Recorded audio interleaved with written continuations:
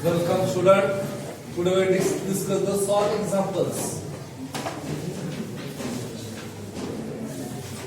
Yesterday we see the one formula to finding the probability of x is equal to small x, that is NCx, p raised to x, q raised to n minus x, and we know that p plus q is equal to 1. ठीक आहे, p plus q ची किंमत काय घ्यायची? Always 1 घ्यायची. आता हा formula आपल्याला असा पण दिसतो बऱ्याच वेळा. NCx लिहिण्याची पद्धत आहे, कॉम्बिनेशन लिहिण्याची एक पद्धत आहे NCx, p raised to x, q raised to n minus x, असं आपल्याला याच्याकडे पाहता आहे. हा देखील फॉर्म्युला आहे. बऱ्याच वेळा अशा प्रकारचा कॉलेज वाढलं तर आपण असं शिकलो नव्हतो, कारण मला असं काय सांगितलं नव्हतं, असं कोणी मला नको म्हणून मी आधी सांगितलं. ठीक आहे, ह्या फॉर्म्युलेच्या माध्यमातून आता आपल्याला प्रॉब्लेम सोडवायचा आहे. अतिशय सोपा एकच फॉर्म्युला या प्रकरणामध्ये, अजून दोन आहेत पण ते छोटे छोटे किरकोळ आहेत. हा सगळ्यात महत्त्वाचा फॉर्म्युला आहे आणि 5 मार्क हा फॉर्म्युला देऊन जातो. अतिशय सोपा भाग आहे. पहा काय सांगितलंय, फेअर कॉइन टॉस 10 टाइम्स. इथं मला काय एक्सपेरिमेंट आहे आपला, fair coin is toss 10 times. याचा अर्थ क्लिअर झाला, यांची किंमत किती आहे? 10. किती वेळा हा प्रयोग करणार आहे? 10 वेळा. आता कॉइन आहे, याच्याकडे दोनच उत्तर आहेत, हेड किंवा टेल, म्हणून याला बर्नौली टायर म्हणलं तरी चालू शकतंय. ओके, आता पुढे जाऊ. पुढे काय सांगितलं? Find the probability. मग आता मला सांगायची प्रोबॅबिलिटी काय ना, शेंडीवाला पी इंडिकेट काय इंडिकेट करतो? Probability of probability. काय प्रत्येक वेळेस दिसतं ना आपलं हेड विचारलंय, प्रोबॅबिलिटी ऑफ गेटिंग हेड्स. मग काय प्रोबॅबिलिटी हेड म्हणून? जर बर्नौली ट्रायल म्हणलं तर प्रत्येक ट्रायलचा वेळ विचार करावा लागतो आणि प्रत्येक ट्रायल मध्ये चान्सेस कोणते? हेड मिळण्याचे 1/2 चान्सेस. म्हणून याची प्रोबॅबिलिटी किती येते? 1/2. कळलं का? ओके का? Probability of getting heads is 1/2. आणि मला सांगा क्यू ची किंमत देखील आपण ताबडतोब फाइंड आउट करू शकतो. What is the value of q? Is the 1 minus शेंडीवाला पी. आणि मग 1 मायनस 1 आपण याचं उत्तर किती येतं? 1/2 येतं. बऱ्याच वेळा हे 1/2 वालेच एक्झाम्पल करून विचारले जातात, कॅल्क्युलेशन करायला सोपं जावं मुलांना म्हणून. आता x follows the binomial distribution of np. मग आता इथे n ची किंमत किती आहे? 10 आणि p ची किंमत किती आहे? 1/2. n follows the binomial distribution of 10 1/2 असं लिहायला हरकत नाही. मी इथे म्हणत hence the PMF of probability mass function, काल आपण त्याला प्रोबॅबिलिटी फंक्शन म्हणलं होतं आठवतं? Probability mass function of x is given by काय फॉर्म्युला आपला? Probability of capital X equal to small x, nothing but NCx p raised to x q raised to n minus x. आणि मग ज्या ज्या प्रश्न आपल्याला विचारले ते या प्रश्नाचे उत्तर आपण या फॉर्म्युलेच्या माध्यमातून काढू शकतो. यातला पहिला प्रश्न जो होता, याला म्हणायचं आधी याचा फॉर्म्युलेशन तयार करणे, स्ट्रक्चर तयार करणे, इथपर्यंत येऊन सोडणे. बऱ्याच वेळा काही काही मोठे प्रॉब्लेम असतात ते फक्त इथपर्यंत आणून सोडायचे असतात 2 मार्काला. काय प्रश्न विचारला जातो? Find the PMF of x, random variable x find out करा. एवढं लिहिलं that is PMF, probability mass function. कळलं का? ओके का? हे प्रोबॅबिलिटी फंक्शन आपण त्याला म्हणूया. आता पहिली केस काय सांगितलंय? एक्झॅक्टली काय सांगितलं बघा, probability of getting, probability of getting exactly 6 heads. आता जस्ट एक्झॅक्टली हा शब्द प्रयोग होतो त्यावेळेस आपला probability of capital X equal to 6 असं सांगितलेलं असतं. म्हणजे ज्या ठिकाणी स्मॉल x आहे फॉर्म्युल्यामध्ये तिथं काय ठेवा? 6 ठेवा. आता लगेच आपला फॉर्म्युला तयार ठेवायचा. तर काय मग यांची किंमत किती आहे? 100% 10 आहे. इथं आणखी याचं रूपांतर आपल्याला करता येईल. दॅट इज मला वाटतं p of small x equal to काय? 10cx 1/2 raised to x 1/2 raised to 10 minus x. अजूनही आपण रूपांतर करू, दोघांचा पाया समान आहे. घातांकाचे काय होते बेरीज होते आणि म्हणून उत्तर येईल 10cx 1/2 raised to x plus 10 minus x x गेला अजूनही आपण त्याला वेगळ्या रूपात आणू शकतो 10cx 1/2 raised to किती कायमस्वरूपी असाच फॉर्म्युला आपला तयार होत असतो ठीक आहे आणि मग किती आलं 10c किती आलं तर डायरेक्ट x ची किंमत किती 6 आणि त्याच्या पुढे काय करायचं फक्त आपल्याला 1/2 raised to 10 आता 10cx 6 आपल्याला लिहिता आलं पाहिजे काय झालं आपण 10 into 9 into 8 into 7 into 6 factorial म्हणजे 4 पर्यंत चालत तरी चालेल आपल्याला माहिती आहे 10c6 याचं उत्तर 10c4 सारखं असतं म्हणजे काय चालतं नाही म्हणजे आपण 4 पर्यंत येऊ शकतो मग उत्तर काय आलं तर 1 into 2 into 3 into 4 into 1/2 raised to किती आलं 10 आता 1/2 raised to 10 असं माहिती 2 चा 10 घात किती आहे 10 24 मग आता इथं बघा हे साधारणपणे 2 कॅन्सल करा 2 आणि 4 8 जाईल किती किती राहिलं 3 कॅन्सल करा म्हणजे 210 इथं आले त्याला डिवाइड बाय 10 24 असं हे याचं उत्तर आपल्याला इकडे झाले पुढे अप्रॉक्सिमेट उत्तरापर्यंत जाण्याची गरज नाही हेच उत्तर आपल्याला चालू शकतं आता दुसरं उत्तर पाहिजे आपलं सेकंड केस काय सांगितलंय ऍट लिस्ट असं द्यावं लागेल आपल्याला property of getting at least 6 heads okay आपल्याला किती पाहिजे कमीत कमी 6 हेडची गरज आहे मुली तर कसं दिलं पाहिजे प्रॉपर्टी ऑफ कमीत कमी 6 त्याच्यापेक्षा पुढचे सगळे चालू शकते ऍट लिस्ट सांगितले ना लिस्ट कमीत कमी 6 तर आपल्याला पाहिजेच पाहिजे 6 हेड पाहिजे म्हणजे 6 पेक्षा पुढे जायचं म्हणजे x ग्रेटर दॅन काय म्हणावं लागेल 6 म्हणावं greater than or equal to काय म्हणायचं 6 म्हणजे आता प्रॉपर्टी म्हणजे करायची आपण property of x is equal to 6 plus property of x is equal to 7 plus property of x is equal to 8 plus property of x is equal to 9 plus property of x is equal to 10 ह्या सगळ्यांची property आपल्याला find out करायची okay ना प्रत्येकाची आपल्याला property find out करायची आता बघा एकच वरती एकच एक्झाम्पल होतं पण इथे किती आहेत 1 2 3 4 आणि 5 एक्झाम्पल आपल्याला सेम फॉर्म्युला सेम पद्धतीने सोडवायची पहिलं सोडवलं आपण येतो आता पहिलं सोडवलं घेऊ इथं मी उत्तर लिहितो काय उत्तर आलं आपलं प्रॉपर्टी ऑफ काय उत्तर 10c6 1/2 raised to 10 हे झालं पहिल्याचं उत्तर दुसऱ्याचं काय property of 10c7 1/2 raised to 10 10c8 1/2 raised to 10 10c9 1/2 raised to 10 and last case 10c10 1/2 raised to 10 या सगळ्यांचं उत्तर मी काढलं ह्या फॉर्म्युलेच्या माध्यमातून काढलं हा फॉर्म्युला आपण इथं तयार करून ठेवलाय छोटासा झाला म्हणून फायदा नाहीतर असे मोठे मोठे प्रॉब्लेम देखील आपल्याला असे सोडवावे लागतात जितकं वेळा सांगले तितकं वेळा सोडवायचं मग आता जर 10c6 याचं उत्तर किती आलं आपण डायरेक्ट उत्तर लिहिता येईल ती फॉर्म लिहिता येईल 10 24 बरोबर 10 24 आता याचा विचार करा काय उत्तर 10 into 9 into 8 7 हा 10c7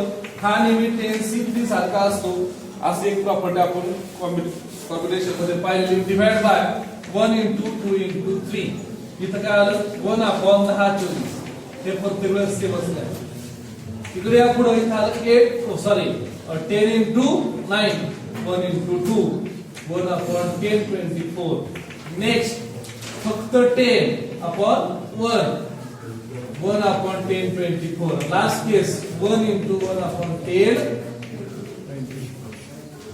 गुणाकार करायचा आहे बेरीज करायचं आहे आपल्याला डोक्याने केली पाहिजे बघा फापट पसार करण्यात मजा नाही मग आता इथे किती आलं 3 3 9 2 घालवा तिथे साधारणपणे इथं 5 आलं इथं 10च राहणार आहे पुढचं म्हटलं म्हणजे तो उत्तर आलं 210/10 24 इथे किती आलं बघा 60/10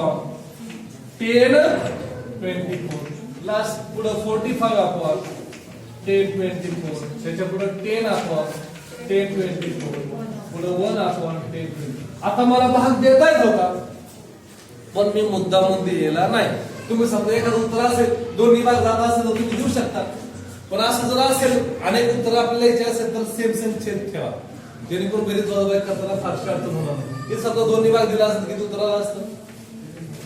105 छेद 512. आता जात नाही दोन, 3 जाईल का? 3 जाईल म्हणजे 100 एवढंच उत्तर आलं असतं प्रत्येक ठिकाणी. इथं पण तेच आलं असतं, पण तसे करण्याची काही गरज नाही. हा ओके, म्हणजे 120 होतात का? ओके, तू बोल देणे गेला असं द्या या इकडं. आणि मग छेद सगळ्याचा छेद किती रे?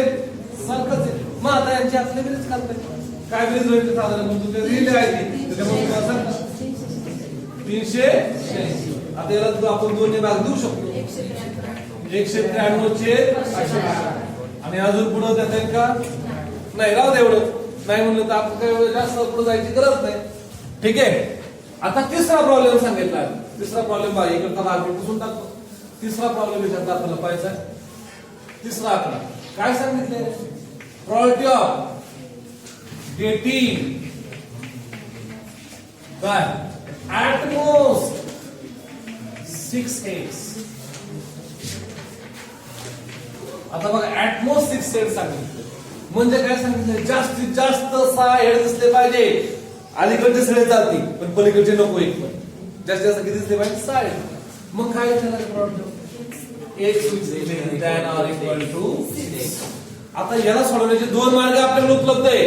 एक तुम्ही कोणता वापरा? Probability of x is equal to 0 plus probability of x is equal to 1 plus probability of x is equal to 2 plus probability of x is equal to 3 plus probability of x is equal to 4 plus probability of x is equal to 5 plus probability of x is equal to 6. किती calculation करायला? 1 2 3 4 5 6 आणि 7. मग डोकं लावायचं. आपल्या जवळ देवाने छान एक गोष्ट दिली ती म्हणजे मेंदू, आणि त्याचा वापर करायचा. मग हे आपण असं लिहू शकतो का? 1 minus probability of x strictly greater than 6. मला उलट लिहायचंय. मी 1 मायनस काय केलं रे? प्रोबॅबिलिटीची हायेस्ट व्हॅल्यू किती असते? 1 वरून किती वजा करू शकतो तेवढा मार्क. मी याचं उलट केलं, लेस दॅन स्ट्रिक्टली ग्रेटर दॅन म्हणायचं. मग आता याच्यापेक्षा पुढचे कोण आहेत? 1 मायनस सांगा. Probability of x equal to 7 plus probability of x equal to 8 plus probability of x equal to 9 plus probability of x equal to 10. आता मला सांगा 6 काढलं चांगलं आहे का 4 काढलं चांगलं? 4 सोपं आहे. तुम्ही सोपंच विचार करा, मेंदूचा वापर करताय ना आपल्याला. इथं 1 मायनस याचं उत्तर आपण इथं काढलेलं आहे पहिलंच, पण तरी लिहू.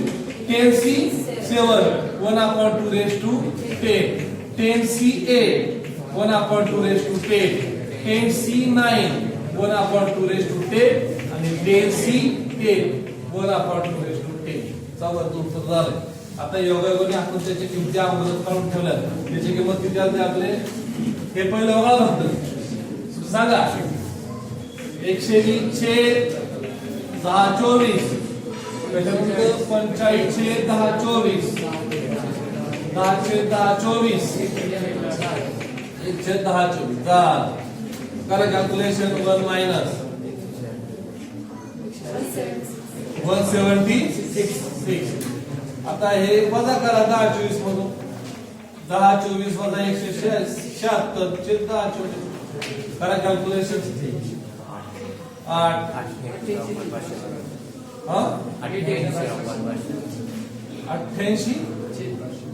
फक्त 88 कसं राहते? बाजू बघा दे आम्हा बरोबर नका.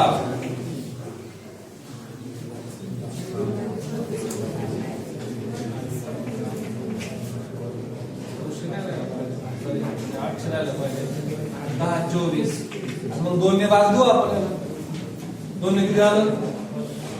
4 2 4 512. अजून 2 ने देत आहे. किती किती आलं? 53. अजून त्या 2 दिला असेल. प्रथम डायरेक्ट 4 ने बसतो बा. 4 ने देत आहे.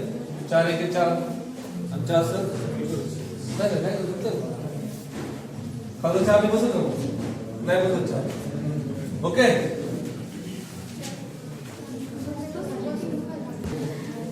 Okay. 10x are drawn successively with a replacement from a lot containing 10% defective X. Find the probability that there is at least one X. At least one X. कमीत कमी एक तरी एक काय असलं पाहिजे, डिफेक्टिव्ह असलं पाहिजे, खराब असलं पाहिजे. अंड संडे होया मंडे. ठीक आहे. किती X सांगितलं आपल्याला? 10X. There are 10X are drawn successively with the replacement. आता आपल्याला माहिती विथ रिप्लेसमेंट वाला कालचा काय पाहिलं होता आपण? बायनॉमियल ट्रायल पाहिला होता. विदाउट रिप्लेस वाला बायनॉमियल ट्रायल मध्ये मोडत. Okay, with replacement it is a binomial trial. मग मला सांगा यांची संख्या किती आहे आपल्याला? 10 मिळाली. 10 ट्रायल्स होणार आहेत. आता काय सांगितलंय रे? The lot containing 10% defective elements. Let x ते मग अशी इन्क्लूड करायचं राहिला. एक्स बी द काय? Number of defective x. मग अशी इन्क्लूड करायचं राहिलं. गेटिंग हेडवाला एक्स होतं ते मगाची उत्तरात तुमच्यामध्ये ऍड करा. गेटिंग हेड आधी जसं नंबर ऑफ डिफेक्टिव्ह मी काय म्हणलं एक्स, तसं तो एक्स होता. मग आता एक्स लक्षात आला आमच्या. शेंडीवाला मी काय सांगितलं त्यांनी? Probability of 10% defective. Probability of 10% defective x. Okay, म्हणजेच उत्तर काय होणार? 10/100 म्हणजे 1/10. किती डिफेक्टिव्ह झाले? 1/10. मग आता क्यू ची किंमत आपल्या काढता ते 1 मायनस शेंडीवाला. 1 मायनस 1/10 म्हणजे उत्तर आलं 9/10. मग मला एन ची किंमत माहिती आहे, पी ची माहिती आहे, क्यू ची माहिती आहे. आता मला कोणी करू शकत नाही, म्हणून x follows binomial distribution of 10 1/10.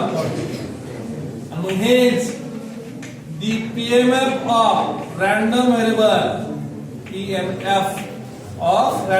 x is given by probability of capital X is equal to small x, NCx, p raised to x, q raised to n minus x. This is formula. That is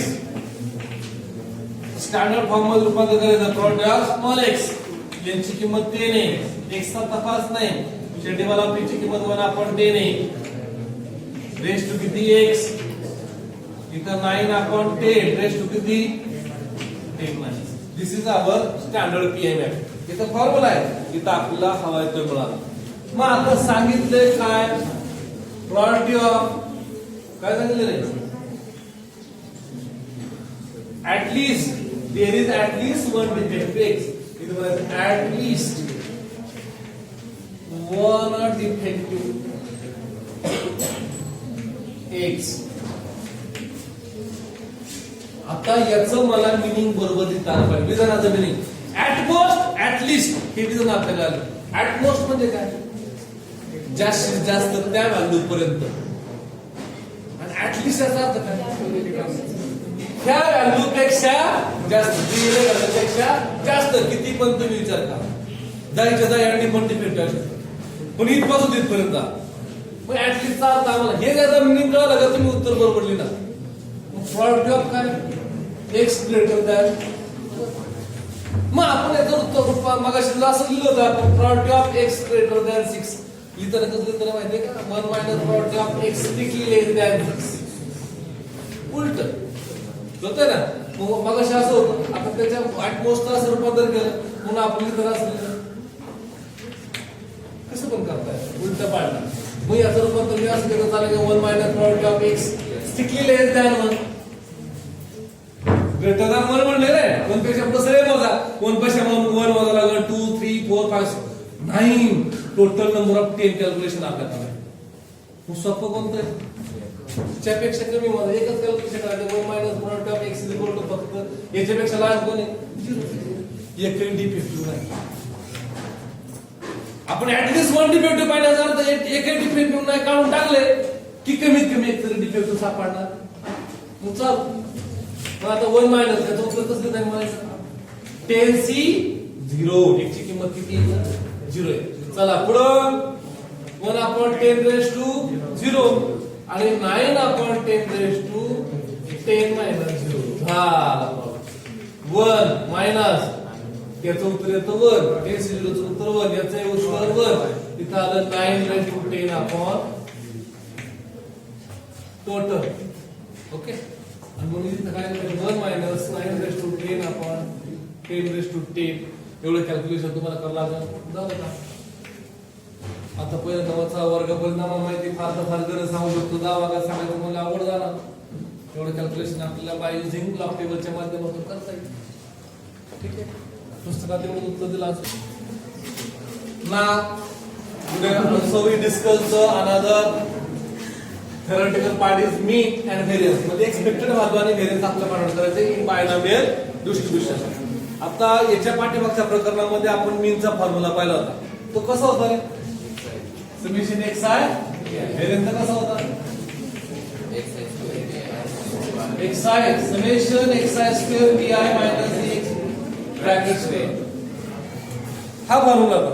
इथं मात्र काय फरक आहे हे कोणतं distribution माहिती का it is probability distribution. इथं pi येतो त्याला ठेवा डोक्यात फिट ठेवायचा फॉर्म्युला आणि इथं बायनॉमियल डिस्ट्रीब्युशन आहे. इथं स्मॉल n स्मॉल p आणि स्मॉल q च्या व्हॅल्यू असतात. डोक्यात राहील लक्षात. बायनॉमियल डिस्ट्रीब्युशन मध्ये e ऑफ x चा फॉर्म्युला कोणता आहे फक्त np नॅशनल परमिटेशन किंवा आपण त्याला परमिट म्हणलं तरी चालेल. एक्सपेक्टेड व्हॅल्यूचा फॉर्म्युला कळलं का. तो इकडे काय होतं xi आहे कारण इथं प्रोडक्ट डिस्ट्रीब्युशन होतं. इथं कोणतं बायनॉमियल डिस्ट्रीब्युशन दोघांमधला फरक लक्षात ठेवा. एक्सपेक्टेड व्हॅल्यू तुम्हाला दिसणार सेम दिसणार एक्सपेक्टेड व्हॅल्यू हा फॉर्म्युला लिहून चालणार नाही हा इकडे लिहून चालणार. The variance divided by phi of x is given by npq. National permit का दिलं इथं नॅशनल परमिट लक्षात ठेवायचं वारं. Variance of x national permit का दिलं npq. इथं काय म्हणायचं आपण np इथं वेगळा आहे इथं वेगळा इथं प्रॉडक्ट डिस्ट्रीब्युशन आहे इथं बायनॉमियल डिस्ट्रीब्युशन आहे. हा फरक लक्षात ठेवायचा याला त्याच्यात घालवायचा त्याच्यातला इथं काय सर सगळा सावळा गोंधळ नाही. Standard derivation x divided by sg of x. मग इथं मात्र तो फॉर्म्युला सेम आहे. व्हेरियन्स तिथं पण आपण अंडर रूट ऑफ x घेतो इथं पण अंडर रूट ऑफ x घ्यायचे फारसा बदल नाही. आता एक्झाम्पल आपल्याला पाहिजे आहे अतिशय सोपा भाग आहे सोल्युशन. मला काय गिवन दिले रे given that x follows the binomial distribution of np here and there. काय रे n ची व्हॅल्यू किती आणि q p ची व्हॅल्यू किती 0.4. लगेच तुम्हाला q ची काढ घ्यायची का 1 मायनस p शेंडीवाला 1 मायनस 0.4 मध्ये किती आलं. मग आता जर ह्यात तुम्हाला एक n p आणि q चे व्हॅल्यू मिळाले की तुम्ही आपल्याला हवं ते सगळं काढू शकता. एक्सपेक्टेड व्हॅल्यू मिळेल अतिशय सोपे फॉर्म्युला. हा काय विचारलं तुम्हाला variance of x expected value of x काय फॉर्म्युला ठेवायला किमती पावल्या उत्तर किती आलं 4 व्हेरियन्स npq मला 10 into 0.4 into 0.6 2.4 समजू काय लागतंय उत्तराला झाले 2 मार्क आपल्याला. आपण सिंपल आहे. याच्याकडे या याच्याकडे नीट बघा. given that let PMF of random variable x दिलेला आहे 4cx 5/9 raised to x 4/9 raised to 4 minus x. x run from 0 1 2 3. Okay find the e of x and variance of x. अशी रचना पुढे नाही मिळत आपल्याला प्रॉडक्ट डिस्ट्रीब्युशन मध्ये मिळत नाही. दोघांमधला फरक लक्षात ठेवा. मग गिवन काय दिलंय मला given PMF property mass function of random variable x p of x is equal to 4cx 5/9 raised to x into 4/9 raised to 4 minus x. मग here x ची व्हॅल्यू सॉरी n ची व्हॅल्यू किती 4 correct. त्यानंतर P ची value किती, ज्याच्या डोक्यावर x असेल तो पी, आणि क्यू ची व्हॅल्यू किती. आता नसली काढता येते. विचारलाय काय प्रश्न आपल्याला, एक्सपेक्टेड व्हॅल्यू काय फॉर्म्युला एनपी ठेवा किमती 4 into 5/9. उत्तर आलं 20/9. व्हेरियन्स ऑफ एक्स काढा. एनपीक्यू काय आलं 4 5/9 4/9 झालं किती 80/81 झालं का. अतिशय सोपा. हेच विचारलंय बरं 2 मार्काला कितीतरी वेळा विचारलेलं. इकडे या, हा एक्झाम्पल पण पहा. काय दिलंय मला, गिवन दॅट एक्सपेक्टेड व्हॅल्यू दिली किती दिली 6. व्हेरियन्स ऑफ एक्स पण दिलाय 4.2. पण आता आपल्याला फॉर्म्युले माहिती पाहिजे. Expected value of x NP आणि व्हेरियन्स ऑफ एक्स एनपीक्यू. मग याचं उत्तर एनपीचं उत्तर दिलं आपल्याला 6 आणि व्हेरियन्सचं उत्तर दिलं आपल्याला किती 4.2. म्हणजे एनपीक्यूचं उत्तर दिले 4.2. आता काय करा, एन याला भागलं तरी चालू शकतं. मग आता एनपीक्यू भागिले एनपी करा. तिथे 4.2 भागिले 6 एनपी गेला. इथे किती झालं 0.7. कोणाची व्हॅल्यू मिळाली आपल्याला क्यू 0.7. क्यू वरून काय काढताय पी. कसा काढता येतो 1 मायनस वाला 1 मायनस 0.7 म्हणजे उत्तर आलं 0.7. कोणाची व्हॅल्यू मिळाली.